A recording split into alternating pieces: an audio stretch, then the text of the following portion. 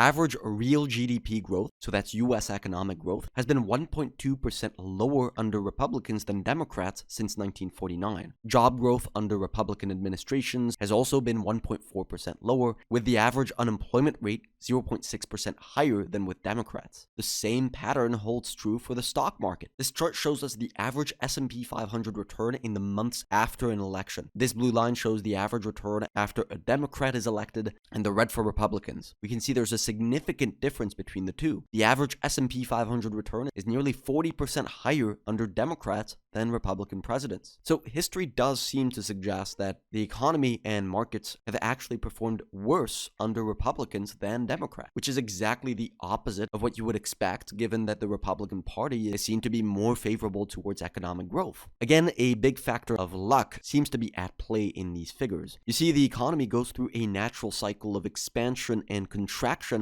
called the business cycle, and this business cycle is mainly influenced by the Federal Reserve, the US central bank's decisions. They adopt a loose monetary policy to stimulate the economy after a slowdown, and they adopt what's called restrictive policy when they try to cool the economy down. The Federal Reserve is completely independent from the White House, meaning theoretically they are not influenced by the incumbent political party. If we plot at which point in the business cycle Republican presidents were elected going back to 1949, we find that a lot of them were elected approaching the peak of the business cycle, and that includes Hoover, Nixon, and Bush. So their administrations were almost predestined to experience more economic downside during their mandate. And on the flip side, we see that Democratic presidents seem to have been elected during downturns or at the start of new recoveries, so benefiting from organic business cycle growth as the economy naturally expands. Now, we believe that Donald Trump has also been elected much closer to the end of the business cycle than the beginning. We can see that simply by looking at initial jobless claims in the United States. Currently, they are at very low levels. Now, although the timing varies greatly, a low number of initial jobless claims typically occurs in the few years leading up to a recession. So in other words, the end of the business cycle. This is what initial jobless claims look like at the very beginning of the business cycle,